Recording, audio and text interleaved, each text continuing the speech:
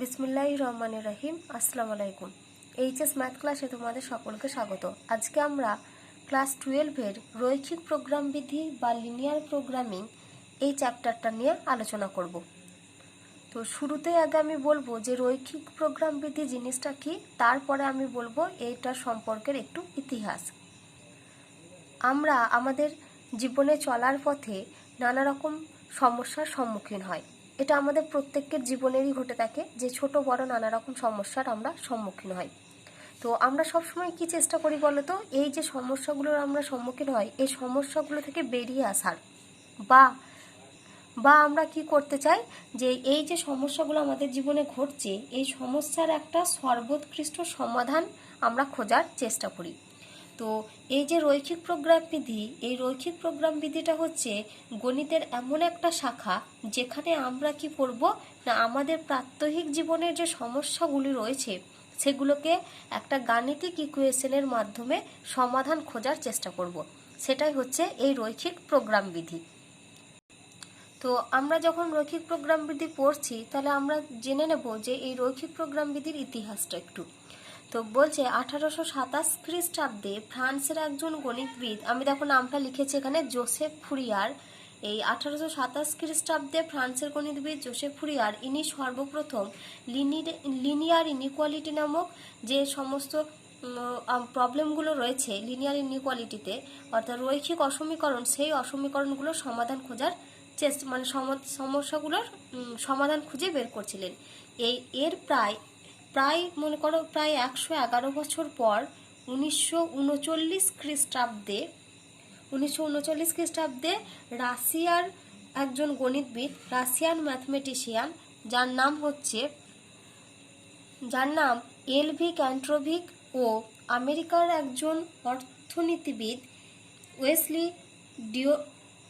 ডেন্টিভ, এনারা দুজন মিলে এই যে রৈখিক প্রোগ্রাম বিধির প্রবলেমটা রয়েছে এই রৈখিক প্রোগ্রাম বিধি নিয়ে সর্বপ্রথম আলোচনা করেন এবং এটিকে সমীকরণে প্রকাশ করেন। এর কিছুদিন পরে 1947 সালে আমেরিকার একজন গণিতবিদ জর্জ রানার ডেটজিগ, ইনি কি করেছিলেন না, ইনি দ্বিতীয় বিশ্বযুদ্ধের কলাকৌশলের জন্য এই প্রোগ্রামকে ব্যবহার করেছিলেন। এরপর থেকে এখনো পর্যন্ত এই যে রৈখিক প্রোগ্রাম বিধি, এটাকে কাজে লাগিয়ে বিভিন্ন বৈজ্ঞানিক কর্মপদ্ধতি, বিভিন্ন শিল্প কারখানা এসবগুলোতে এই যে প্রোগ্রামটা রয়েছে এগুলোর ব্যবহার করা হয়ে থাকে। তো বর্তমান শাখায় এই যে বর্তমান সময়ে এখনকার দিনে এই যে রৈখিক প্রোগ্রাম বিধি, এই প্রোগ্রামটা আমাদের জীবনে একটা অপরিহার্য অংশ, এটা তোমরা বলতে পারো। তো আমি তোমাদের দেখো শুরুতেই বললাম যে রৈখিক প্রোগ্রাম বিধিটা হচ্ছে এমন একটা গণিতের শাখা যেখানে আমরা কি করি না, আমাদের বাস্তবিক জীবনের সমস্যাগুলোকে গাণিতিক ইকুয়েশনের মাধ্যমে আমরা সমাধান খোঁজার চেষ্টা করি। তো দেখো, যেহেতু রৈখিক প্রোগ্রাম বিধিতে আমরা কি করি, আমাদের প্রাত্যহিক জীবনের সমস্যাগুলো থেকে সমাধান খুঁজে বের করার চেষ্টা করি, সেজন্য আমি তোমাদেরকে শুরুতে একটা উদাহরণের মাধ্যমে এটার আলোচনা করছি। তো বলছে এক গ্রামে একজনের একটা দোকান আছে। সেই দোকানটা কিসের দোকান না, সেই দোকানটাতে আমার চাল আর গম, এই চাল আর গম তোমাদের পাওয়া যায় ওই দোকানে। তো তিনি একদিন কি করলেন, ওই দোকানের জন্য তিনি বাজারে গেলেন চাল আর গম কিনতে। তো তিনি বাজারে গিয়ে দেখেন যে এক বস্তা চালের দাম 150 টাকা, আর এক বস্তা গমের দাম হচ্ছে 120 টাকা। এখানে এটা 150 না করে আমরা এটা 180 নিয়ে নিই। তাহলে তিনি বাজারে গিয়ে কি দেখেন যে এক বস্তা চালের দাম হচ্ছে 180 টাকা আর এক বস্তা গমের দাম হচ্ছে 120 টাকা। তিনি বাজারে গেছেন কত টাকা নিয়ে, 1500 টাকা নিয়ে তিনি বাজারে গেছেন। এবার তার যেটা দোকান, সেই দোকানে তিনি 10টি বস্তা রাখতে পারেন, এই 10টার বেশি বস্তা তিনি রাখতে পারবেন না, কারণ দোকানটা তার এতটাই ছোট। এবার তিনি বাজারে গিয়ে দেখলেন, হিসাব করে যখন তিনি দোকানে চালের বস্তা আর গমের বস্তা কিনছেন তখন তিনি হিসাব করে দেখছেন যে এক বস্তা চাল যদি তিনি কিনে বিক্রি করেন, তাহলে এক বস্তা চাল থেকে তার বিক্রি করার পরে লাভ হচ্ছে 11 টাকা। আর এক বস্তা যদি গম বিক্রি করেন, তাহলে তার লাভ হবে, মানে বস্তা প্রতি লাভ হবে তার 8 টাকা। এবার তিনি দোকান থেকে কত বস্তা চাল আর কত বস্তা গম কিনলে তার লাভ সর্বাধিক হবে, এই যে পুরো জিনিসটা, এটাকেই আমরা এই রৈখিক প্রোগ্রাম বিধির সাহায্যে দেখব। তো দেখো, আমরা জানি যে আমরা সব সময় কি বলতো চেষ্টা করি যে কোনো কিছু আমরা যাই করি না কেন, সেটা বিজনেস হোক বা অন্য যে কোনো কিছুই হোক না কেন, আমরা সব সময় কি চেষ্টা করি বলতো আমাদের লাভের পরিমাণটা সর্বোচ্চ রাখতে। তাহলে দেখো, আমি এতক্ষণ ধরে তোমাদের যে ঘটনাটা বললাম, ওটাকে এবার আমরা মানে গাণিতিক সমস্যার আকারে কিভাবে লিখেছি একটু দেখো। তাহলে আমি এখানে কি লিখেছি দেখো, একজন ব্যক্তির চাল ও গম কেনার জন্য 1500 টাকা আছে। এক বস্তা চাল ও গমের দাম 180 টাকা ও 120 টাকা। তার দোকানে 10টি বস্তা রাখার জায়গা আছে। সে প্রতি বস্তা চাল ও গম থেকে যথাক্রমে 11 টাকা ও 8 টাকা লাভ করে। যদি সে সর্বাধিক লাভ করতে চায়, তাহলে তাকে কটি চালের বস্তা ও কটি গমের বস্তা কিনতে হবে। দেখো, একজন যে দোকানদার যে জিনিস বিক্রি করে, সে সবসময় কি চেষ্টা করবে বলো তো, যাতে তার লাভটা সর্বোচ্চ হয়, তাই তো? সে সবসময় এটাই চেষ্টা করবে যাতে তার লাভটা সব থেকে বেশি হয়। তো এই পুরো জিনিসটাকে যদি আমরা গাণিতিক আকারে লিখি, তাহলে এখানে আমরা শুরুতেই কি করব না, এই যে সর্বাধিক লাভ করতে চাই, তাহলে সে কটি চালের বস্তা কটি গমের বস্তা কিনতে হবে, এটা হচ্ছে আমাদের উত্তর চেয়েছে। তো আমরা কি করব শুরুতেই না, সে যদি সর্বাধিক লাভ করতে চায়, তাহলে তার জন্য তাকে কি করতে হবে না, ধরে নেব আমরা যে তাকে এক্স বস্তা চাল আর ওয়াই বস্তা গম কিনতে হবে। তাহলে দেখো এখানে কি লিখলাম, যে এই যে সমস্যাটা এতক্ষণ ধরে পুরোটা আমাদের দেওয়া আছে, সেই সমস্যাটাকে আমরা দেখো কিভাবে গঠন করছি, যে ধরি সর্বাধিক লাভের জন্য তাকে এক্স বস্তা চাল ও ওয়াই বস্তা গম কিনতে হবে। তো এখানে দেখো তার বস্তা প্রতি কত করে লাভ হচ্ছে, এই যে সে প্রতি বস্তা চাল ও গম থেকে যথাক্রমে 11 টাকা ও 8 টাকা লাভ করে। অর্থাৎ এখান থেকেই কি বলতে পারি না, এক বস্তা চাল থেকে লাভ করছে 11 টাকা আর এক বস্তা গম থেকে সে লাভ করছে 8 টাকা। তাহলে এখানে দেখো কি লিখছি আমরা, যে এক বস্তা চাল থেকে লাভ হয় তার কত টাকা না 11 টাকা। তাহলে এখানে সে ক বস্তা চাল কিনেছে দেখো, এক্স বস্তা। তাহলে অতএব দিয়ে লিখছি এক্স বস্তা চাল থেকে তার লাভ হবে কত, 11x টাকা। একই রকমভাবে এক বস্তা গম থেকে তার লাভ হয় কত, 8 টাকা। তাহলে ক বস্তা গম কিনেছে সে, ওয়াই বস্তা গম কিনতে হবে তাকে। তাহলে অতএব ওয়াই বস্তা গম থেকে তার লাভ হবে কত টাকা, 8y টাকা।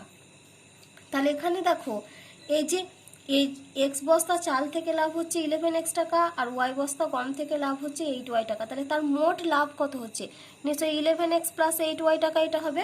তাহলে এখানে আমরা কি লিখছি, মোট লাভ সমান 11x প্লাস 8y টাকা।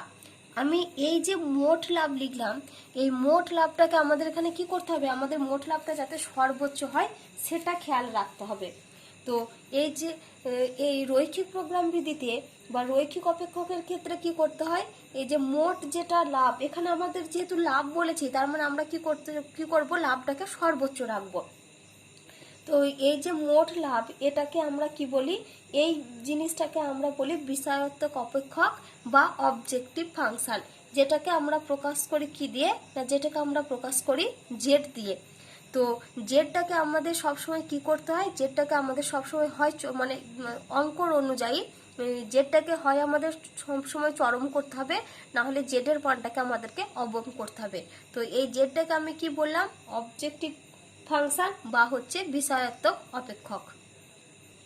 এবারে দেখো তাকে এক বস্তা চালের জন্য কত টাকা খরচ করতে হবে, এখানে দেখো লেখা আছে যে এক বস্তা চালের দাম হচ্ছে 180 টাকা আর গমের দাম হচ্ছে 120 টাকা। তাহলে এক বস্তা চালের ক্রয় মূল্য হচ্ছে 180 টাকা। তাহলে সে ক বস্তা কিনবে, এক্স বস্তা কিনবে। তাহলে এখানে আমরা একেবারে লিখে দিই যে অতএব এক্স বস্তা চালের ক্রয় মূল্য কত হবে, 180 ইন্টু এক্স টাকা, এটা হচ্ছে এক্স বস্তা চালের ক্রয় মূল্য। একই রকমভাবে ওয়াই বস্তা গমের ক্রয় মূল্য কত হবে বলো তো, এটা হবে 120 ইন্টু ওয়াই। যেহেতু এক বস্তা গমের দাম কত, এক বস্তা গমের দাম হচ্ছে 120 টাকা, তাহলে সে ওয়াইটা বস্তা যদি কেনে তাহলে ওয়াই বস্তা গমের ক্রয় মূল্য হচ্ছে 120 ওয়াই টাকা। এবার তার কাছে দেখো কত টাকা রয়েছে, তার কাছে হচ্ছে 1500 টাকা নিয়ে সে বাজারে গেছে। তো 1500 টাকা নিয়ে যেহেতু সে বাজারে গেছে, তার মানে তার কাছে 1500 টাকার বেশি আর টাকা নেই। তার মানে সে যতগুলো জিনিস কিনবে তাকে ওই 1500 টাকার মধ্যেই কিনতে হবে, 1500 টাকার বেশি কিন্তু সে কিনতে পাবে না। তাহলে হয় তাকে জিনিসটা 1500 টাকা দিয়েই কিনতে হবে, না হলে তাকে কি করতে হবে 1500 টাকা কম খরচ করতে হবে। কিন্তু সে কিন্তু কোনো মতে কি করতে পারবে না যে 1500 টাকার বেশি কিন্তু খরচ করতে পারবে না, কারণ তার কাছে বরাদ্দ আছে 1500 টাকায়। তাহলে এখান থেকে আমরা কি বলতে পারি, দেখো মোট ক্রয় মূল্য কত হবে 180x প্লাস 120y টাকা। তাহলে এখানে আমরা কি লিখছি, দেখো মোট ক্রয় মূল্য হচ্ছে 180x প্লাস 120y এই টাকাটা। এবার দেখো যে সে যেহেতু 1500 টাকার বেশি খরচ করতে পারবে না, তাহলে আমরা এখান থেকে কি বলতে পারি যে 180x প্লাস 120y এই টাকাটা কি হবে, নিশ্চয়ই লেসার ইকাল টু 1500 হবে। একই রকমভাবে দেখো তার দোকানে কটি বস্তা রাখার জায়গা আছে, 10টি বস্তা রাখার জায়গা আছে, মানে সে সর্বোচ্চ 10টাই রাখতে পারবে। 10-এর বেশি কিন্তু হয়ে গেলে সেই বস্তা তার মানে সেই বস্তাগুলো রাখার জায়গা দোকানে আর থাকবে না। এবার সে দেখো কটা করে বস্তা কিনেছে, এক্স বস্তা, এক্সটা হচ্ছে চালের বস্তা আর ওয়াইটা হচ্ছে গমের বস্তা। তাহলে মোট বস্তা কিনেছে কি এক্স প্লাস ওয়াই, তার মানে এই এক্স প্লাস ওয়াই এর মানটা কি হবে, লেসার ইকাল টু হবে 10, কারণ এই দুটোর সমষ্টিটা হয় তাকে 10-এর সমান হতে হবে, না হলে 10-এর সঙ্গে 10-এর ছোট হতে হবে। কিন্তু 10-এর যদি বেশি কিনে ফেলে তাহলে সেই বস্তাটা কি আর দোকানে রাখার তার জায়গা হবে না। তাহলে আমরা কি বলতে পারি, এক্স প্লাস ওয়াই এর ভ্যালুটা হচ্ছে লেসার ইকাল টু 10, আর একই রকমভাবে 180x প্লাস 120y এর ভ্যালুটা হচ্ছে আমাদের লেসার ইকাল টু 1500। তাহলে দেখো আমি এখানে পুরোটা তোমাদের ভাষায় লিখে দিয়েছি যে তার কাছে কত টাকা আছে না, তার কাছে 1500 টাকা আছে। আর সুতরাং চাল ও গমের মোট ক্রয় মূল্যটা কি হবে না 1500 টাকা বা তার কম হবে। অর্থাৎ আমরা কি লিখতে পারি 180x plus 120y lesser equal to 1500। আবার দেখো তার দোকানে হচ্ছে 10টি বস্তা রাখার মতন জায়গা আছে, তাহলে সুতরাং চাল ও গমের মোট বস্তার সংখ্যা তাকে কি করতে হবে, হয় 10টি কিনতে হবে বা তার কম হতে হবে। অর্থাৎ কি আমরা কি লিখতে পারি x plus y lesser equal to 10। এবার এই পুরো জিনিসটাকে যখন আমরা গণিতের ভাষায় লিখবো, তাহলে এক্ষেত্রে আমরা কি লিখবো যে গণিতের ভাষায় সমস্যাটি হলো, তাহলে এখানে যেহেতু আমাদের লাভ করতে হবে, তাহলে লাভটাকে আমরা কি চেষ্টা করবো সবসময় যাতে সর্বাধিক হওয়ার।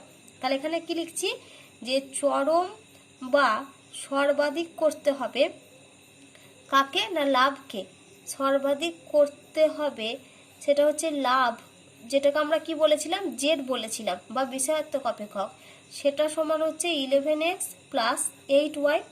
আর এই যে এগুলো আমরা লিখলাম 180x plus 120y lesser equal to 1500 আর x plus y lesser equal to 10, এই জিনিসগুলোকে আমরা কি বলি, এই জিনিসগুলোকে আমরা বলি বাধা গোষ্ঠী। তো এখানে কি লিখব যে বাধা গোষ্ঠীগুলি হলো, সেটা কি কি, একটা হচ্ছে 180x plus 120y lesser equal to 1500, আর একটা হচ্ছে x plus y lesser equal to 10, আর হচ্ছে এই যে এক্স আর ওয়াইগুলোকে আমরা নিয়েছি, এই এক্স আর ওয়াইয়ের মানটা হচ্ছে গ্রেটার ইকাল টু 0। তাহলে এই যে পুরো জিনিসটাকে আমরা একটা সমস্যার মাধ্যমে লিখলাম, এই সমস্যাটাকে বলা হচ্ছে রৈখিক প্রোগ্রাম বিধি সমস্যা। এবার এটাকে কি করতে হয়, এটাকে আমাদের সমাধান করতে হয়। তো এখন আমি বলবো যে এর মানটা দেখো রৈখিক, আমরা এখানে কি বলছি যে এটাকে আমরা কি বলছি, এটা হচ্ছে রৈখিক প্রোগ্রাম বিধি সমস্যা, রৈখিক প্রোগ্রাম বিধি সমস্যা। দেখো রৈখিক কথার অর্থ হচ্ছে, রৈখিক মানে হচ্ছে এমন একটা গাণিতিক রাশিমালা যার চলের সর্বোচ্চ ঘাত কত হতে হয় 1 হতে হয়, চলের সর্বোচ্চ ঘাত হতে হয় 1। আর এখানে কি কোথায় মানে চলগুলি যদি আমাদের এক্স আর ওয়াই চল থাকে, তাহলে এই চলরাশিগুলির গুণফল আকারে কিন্তু রাশিমালাতে থাকে না। তাহলে এই যে মানে রৈখিক চলরাশি বা রৈখিক রাশিমালার একটা উদাহরণ আমরা কিরকম নিতে পারি, এ এক্স প্লাস বিওয়াই, এটা হচ্ছে এটার একটা উদাহরণ। এবার রৈখিক প্রোগ্রাম বিধি সমস্যাটা হচ্ছে, এটা হচ্ছে এমন একটা সমস্যা যেখানে আমরা কি করি না আমাদের যেটা রৈখিক অপেক্ষক সেই রৈখিক অপেক্ষকের আমরা কি করি, চরম বা অবম মান নির্ণয় করি। আর সেক্ষেত্রে আমাদেরকে কি করতে হবে না, সেক্ষেত্রে আমরা যে এই বাধা গোষ্ঠীগুলো নিলাম, এই বাধা গোষ্ঠীগুলোকেও তাহলে শুরুতে আগে আমাদেরকে কি করতে হচ্ছে না, রৈখিক যে অপেক্ষকটা নিচ্ছি, রৈখিক অপেক্ষক বা যেটাকে আমরা কি বললাম শুরুতে আমি তোমাদেরকে বলেছিলাম, এই রৈখিক অপেক্ষকটাকে কি করতে হয়, চরম করতে হয়, আর না হলে কি করতে হয়, অবম করতে হয়। তাহলে এই যে চরম বা অবম মান নির্ণয় করার চেষ্টা, এটাকে আমরা কি বলি না, এটাকেই আমরা বলি বিষয়াত্মক অপেক্ষক, বা ইংলিশে যাটাকে আমরা বলি অবজেক্টিভ ফাংশন। এবার আমি বলি বাধা গোষ্ঠী। এই যে এখানে আমরা লিখলাম না বাধা গোষ্ঠীগুলি হলো, এবার বাধা গোষ্ঠীগুলি হচ্ছে, বাধা গোষ্ঠীগুলো বলার আগে আমি বলি এই যে এক্স আর ওয়াই, এখানে দেখো সবসময় আমরা কি নিয়েছি বলতো, এক্স আর ওয়াই এর মানটা সবসময় আমাদের গ্রেটার ইকুয়াল টু 0। এখানে এক্স আর ওয়াই গুলোকে আমরা কি বলবো, এক্স আর ওয়াই গুলোকে আমরা কি বলি, ডিসিশন ভেরিয়েবল, বা এটাকে আমরা কি বলি, এগুলোকে আমরা বলি সিদ্ধান্ত গ্রহণকারী চল। কি বলছি আমি, সিদ্ধান্ত গ্রহণকারী চল, ডিসিশন ভেরিয়েবল বা সিদ্ধান্ত গ্রহণকারী চল। তো এই ডিসিশন ভেরিয়েবল বা সিদ্ধান্ত গ্রহণকারী চল এর মানগুলো কিন্তু কোনো সময় নেগেটিভ হবে না। এর মানগুলো আমাদেরকে কি নিতে হয়, এর মানগুলো সবসময় কি হতে হবে, পজিটিভ হতে হবে। সেই জন্য আমি এখানে কি লিখেছি দেখো, যে এক্স আর ওয়াই এর মানগুলো হচ্ছে গ্রেটার ইকুয়াল টু 0। এবার আমি বলবো কি, এই যে বাধা গোষ্ঠী যাকে আমরা ইংলিশে কি বলি, ইংলিশে বলি কনস্ট্যান্ট, এই জিনিসটা কি। তো এই বাধা গোষ্ঠীটা হচ্ছে মানে এই রৈখিক প্রোগ্রাম বৃদ্ধির সমস্যার ক্ষেত্রে যে আমাদের শর্তগুলো দেওয়া থাকে, সেই শর্তগুলির সিদ্ধান্ত গ্রহণকারী চলগুলির যে সিদ্ধান্ত গ্রহণকারী চলগুলো আমরা এখানে নিয়েছি এক্স আর ওয়াই, সেই এক্স আর ওয়াই সিদ্ধান্ত গ্রহণকারী চলগুলোর হচ্ছে এক একটা কি না রৈখিক অসমীকরণ বা রৈখিক সমীকরণ আকারে প্রকাশ করা হয়। আর এই রৈখিক সমীকরণ বা অসমীকরণ, এখানে যেমন এই যে এই দুটো, এই রৈখিক অসমীকরণ, এইগুলোই হচ্ছে মানে এই অঙ্কটার ক্ষেত্রে বাধা গোষ্ঠী।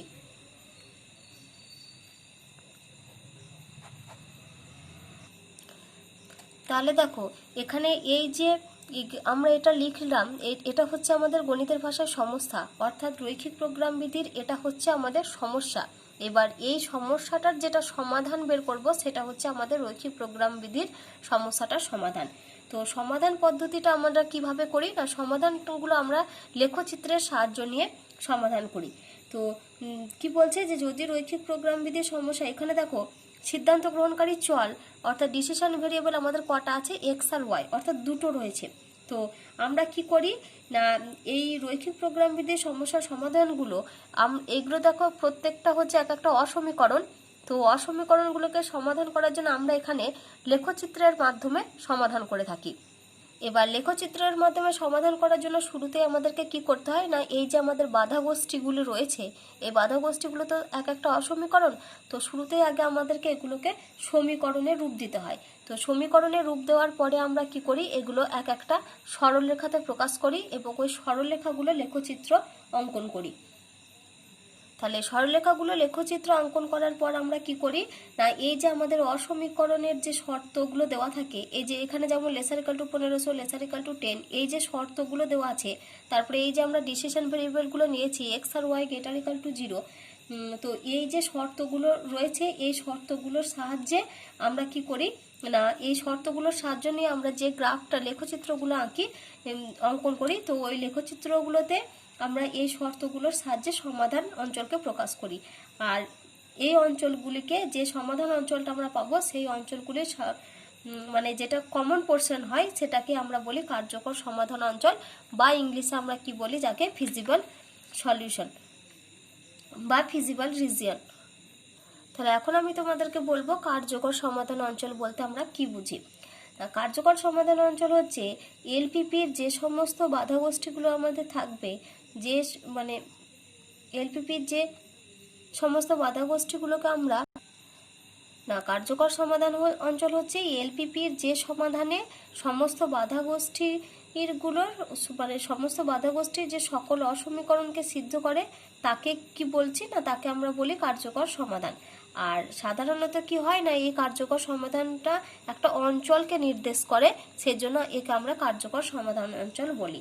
এবার যেটা শেষ আনসার সেটা আমাদের আছে প্রান্তিক সমাধান।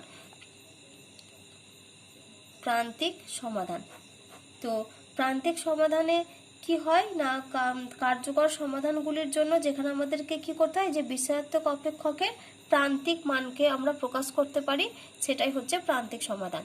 তো এক্ষেত্রে এই অঙ্কটাতে যদি আমরা বের করি, যেখানে এই অঙ্কটার ক্ষেত্রে আমাদের প্রান্তিক সমাধান হবে এক্স আর ওয়াই এর মানে যে মানের জন্য আমাদের এই লাভটা সর্বোচ্চ হবে, সেটাই হচ্ছে অঙ্ক, মানে আমাদের এই প্রবলেমটার ক্ষেত্রে প্রান্তিক সমাধান।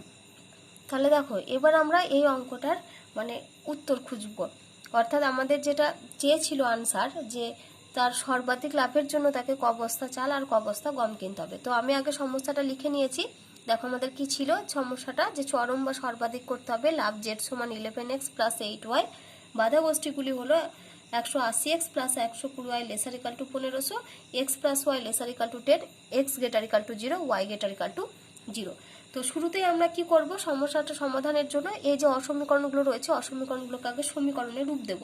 তাহলে আমরা কত পাচ্ছি দেখো, 180x প্লাস 120y সমান 1500। তো এখান থেকে আমরা কি করব, যেহেতু আমরা লেখচিত্র আঁকবো সেজন্য এটাকে x by a plus y by b আকারে প্রকাশ করব। তাহলে 180x by 1500 plus 120y by 1500 এটা সমান হচ্ছে 1। তাহলে ইমপ্লাইজ দ্যাট এটা আমরা বলতে পারি x by 150 by 18 plus y by এটা হচ্ছে 150 বাই 12 এটা সমান 1। তাহলে ইমপ্লাইজ দ্যাট এটা আমরা লিখতে পারি x বাই এটা যদি আমরা কাটাকাটি করি তাহলে আমাদের হবে, সরি এটা 18 আছে, তার মানে এটা আমরা পাবো, তাহলে এটা হবে আমাদের x by 25 by 3 plus y by এটা হবে 25 বাই 2 এটা সমান 1। তাহলে এটা আমরা কি বলতে পারি, x অক্ষকে আমাদের কত বিন্দুতে ছেদ করবে, 25 বাই 3, 0 বিন্দুতে আমরা ধরছি এটাকে a বিন্দু ধরছি, আর y অক্ষকে b বিন্দুতে 0, 25 বাই 2 বিন্দুতে ছেদ করবে। একই রকমভাবে আর একটা অসমীকরণ কত রয়েছে দেখো, x প্লাস ওয়াই সমান লেসার ইকাল টু 10 আছে, তাহলে এটা x প্লাস ওয়াই সমান 10 হবে। তাহলে এটা আমরা লিখতে পারি x by 10 plus y by 10 সমান 1। তাহলে একটা আমরা কি বলতে পারি, x অক্ষকে একটা c বিন্দু ধরে নিলাম, c বিন্দুতে 10, 0 বিন্দুতে, আর y অক্ষকে আমরা যদি d বিন্দু ধরি তাহলে 0, 10 বিন্দুতে ছেদ করবে। এবার আমরা কি করব, এই দুটোকে মানে এই দুটো মানে যে রয়েছে সমীকরণ, এই দুটোকে যদি আমরা সমাধান করি তাহলে দেখবে যে এটাকে ধরো আমরা 1 নাম্বার নাম দিলাম, আর এটাকে যদি 2 নাম্বার দিই, তাহলে 1 আর 2 থেকে যদি তোমরা অপনয়ন করে সমাধান করো বা যে কোনো পদ্ধতিতে যদি আমরা সমাধান করি, তাহলে আমরা কি পাবো, x এর মান পাবো আমরা 5 আর y সমান আমরা পাবো 5। এবার আমরা এটাকে গ্রাফিক্যালি পুট করছি, দেখো তাহলে এটা হচ্ছে আমাদের x অ্যাক্সিস আর এটা হচ্ছে আমাদের y অ্যাক্সিস। তাহলে এটা x ও x ড্যাশ আর এটা হচ্ছে y ও y ড্যাশ। তো x অক্ষকে এখানে দেখো কত বিন্দুতে, শুরুতে s হচ্ছে 25 বাই 3, 0, তাহলে 25 বাই 3 মানে হচ্ছে 8 পয়েন্ট সামথিং, তাহলে 1, 2, 3, 4, 5, 6, 7, 8 এরকম একটা জায়গাতে আমাদের পড়বে 25 বাই 3, 0, আর এটা হচ্ছে 0, 25 বাই 2 মানে এটা হচ্ছে 12 পয়েন্ট সামথিং। ধরো এরকম একটা জায়গাতে আমাদের পড়ছে 0, 25 বাই 2। তো এই পয়েন্টের নাম দিয়েছি আমি বি আর এই পয়েন্টের নাম দিয়েছিলাম আমি এ। তাহলে এখন আমরা কি করব, এই সরলরেখাটা অঙ্কন করব। তাহলে এই দুটো সরলরেখাকে আমরা যোগ করে দিই, তাহলে এই দুটো সরলরেখা যোগ করে দিলাম। আমাদের আর একটা বিন্দু কত বলে কত দেখো, x অক্ষকে c 10, 0 আর y অক্ষকে d 0, 10 বিন্দুতে।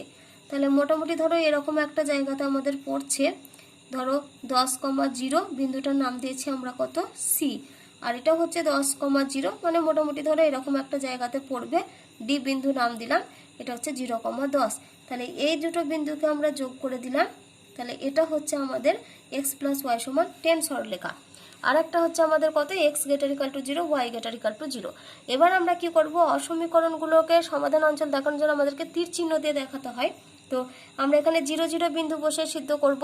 তাহলে 0 0 বিন্দু বসে সিদ্ধ করলে এখানে 0 হবে, এখানেও 0 হবে। 0 লেসার ইকাল টু 1500, মানে এটা সত্য ঘটনা। তাহলে সত্য ঘটনার ক্ষেত্রে তীর চিহ্ন হবে কি মূল বিন্দুর দিকে।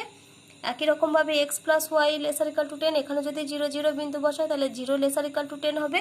তাহলে সেক্ষেত্রে আমাদের ঘটনাটা হবে কোন দিকে, সরি এটা হচ্ছে আমাদের, এটারও তীর চিহ্ন হবে এদিকে আর এটারও তীর চিহ্ন হবে এদিকে। আর দেওয়া আছে x > 0, y > 0। x > 0 মানে আমাদের y অক্ষকে বোঝায়, আর y > 0 মানে কি তো x অক্ষকে বোঝাবে। তাহলে আমাদের তীর চিহ্নের পজিশন হচ্ছে আমাদের এই অঞ্চলটা হচ্ছে আমাদের সমাধান অঞ্চল। তো এই অঞ্চলটাকে দেখো কোন কোন বিন্দুতে ছেদ করেছে। এই যে একটা বিন্দু, সেটা হচ্ছে d 0,10, আর এটা হচ্ছে সমাধান যেটা আমরা করেছিলাম। ধরো এটাকে আমরা ই যদি নাম দিই তাহলে এর হবে 5,5, আর একটা হচ্ছে এই বিন্দুটা, সেটা হচ্ছে 25/3,0। আর এখানে আর কোন বিন্দু রয়েছে, আর রয়েছে এই যে আমাদের ও বিন্দু। তাহলে এই যে অঞ্চলটা আমরা পাচ্ছি, এই অঞ্চলটা হচ্ছে আমাদের কার্যকর সমাধান অঞ্চল। তাহলে দেখো এই যে বিন্দুগুলো আমরা পেলাম, যে বিন্দুটা দিয়ে আমাদের অঞ্চলটাকে বোঝাচ্ছে, সেই বিন্দুগুলোকে আমরা কি বলি, প্রান্তিক বিন্দু। তাহলে এক্ষেত্রে আমাদের প্রান্তিক বিন্দুগুলো কত কত আমরা কি পেয়েছি, ও মানে ও 0,0, ডি হচ্ছে 0,10, ই হচ্ছে 5,5, আর এ হচ্ছে 25/3,0।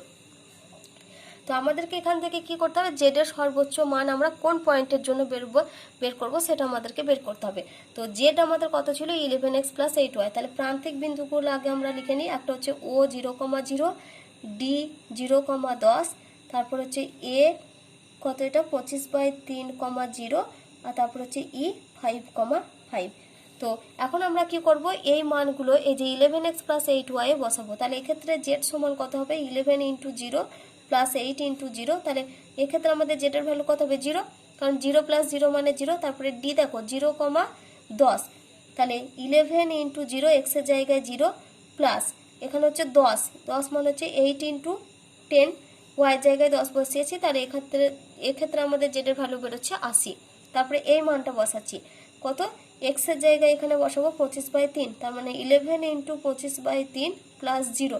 তাহলে এটাতে যদি ক্যালকুলেশন করি তাহলে আমরা পাবো 91.67। তারপরটা হচ্ছে ই 5,5, অর্থাৎ 11 × 5 + 8 × 5। তাহলে এটা যদি আমরা ক্যালকুলেশন করি তাহলে আমরা পাবো 95। তাহলে দেখো আমরা কি চেয়েছিলাম, জেড এর মানটা সর্বোচ্চ বের করতে, অর্থাৎ জেড এর মানটা চরম। তাহলে এখানে জেড এর সবথেকে বড় মান কোনটা, 95। এবার 95টা আমাদের কোন কোন মানের জন্য পেয়েছি আমরা, x = 5 আর y = 5। তাহলে সেক্ষেত্রে এখানে আমরা কি লিখব, যে সুতরাং নির্ণেয় সমাধান। তাহলে সমাধান আমাদের এখানে কত বেরোলো, x = 5 আর y = হচ্ছে 5। এবার যেহেতু আমরা জেড এর একটা চরম মান বের করেছি, তার মানে এখানে আমরা কি লিখব, জেড ম্যাক্স কত, 95। তাহলে এক্ষেত্রে আমাদের অঙ্কের আনসার কি হবে, যে সুতরাং তাকে সর্বাধিক লাভের জন্য তাকে কি 5 বস্তা চাল আর 5 বস্তা গম কিনতে হবে, আর তার সর্বাধিক লাভের পরিমাণটা কত হবে না 95 টাকা। তো আমি দেখো এখানে শেষে উত্তর কি লিখলাম, যে সুতরাং সর্বাধিক লাভের জন্য তাকে 5 বস্তা চাল ও 5 বস্তা গম কিনতে হবে, আর তার সর্বাধিক লাভের পরিমাণ হচ্ছে 95 টাকা। তো আমি দেখো আজকে তোমাদের এই ভিডিওতে যে এই রৈখিক প্রোগ্রামবিধি জিনিসটা কি এবং তার যেগুলো মানে যেটা আমাদের সমস্যা দেওয়া থাকবে, সেই সমস্যাটার সমাধান আমরা কিভাবে নির্ণয় করব, এই পুরো ব্যাপারটা আমরা এই একটা উদাহরণের মাধ্যমে আলোচনা করলাম। তো এই রৈখিক প্রোগ্রামবিধি এই চ্যাপ্টারটা থেকে তোমাদের এইচএস এর এক্সামে সাধারণত তোমাদের যেটা পরীক্ষায় যেটা দেয় সেটা হচ্ছে 5 মার্কসের একটা কোশ্চেন তোমাদেরকে করতে হয়। এখানে তোমাদের দুটো কোশ্চেন দেওয়া থাকে, সেখান থেকে তোমাদেরকে একটা সলিউশন বের করতে হয়।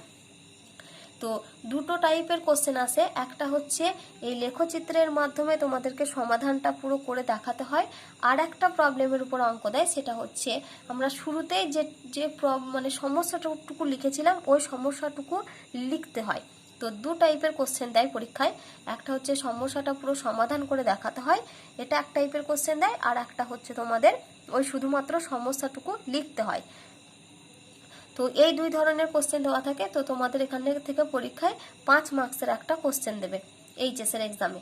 তো আমি তোমাদেরকে আজকে শুধুমাত্র জাস্ট একটু মানে আলোচনা করলাম। আমি নেক্সট ভিডিওতে এই চ্যাপ্টারের উপরে তোমাদের বইয়েতে এসএনদের বইয়ের যে অঙ্কগুলো রয়েছে ওই অঙ্কগুলো নিয়ে আলোচনা করব।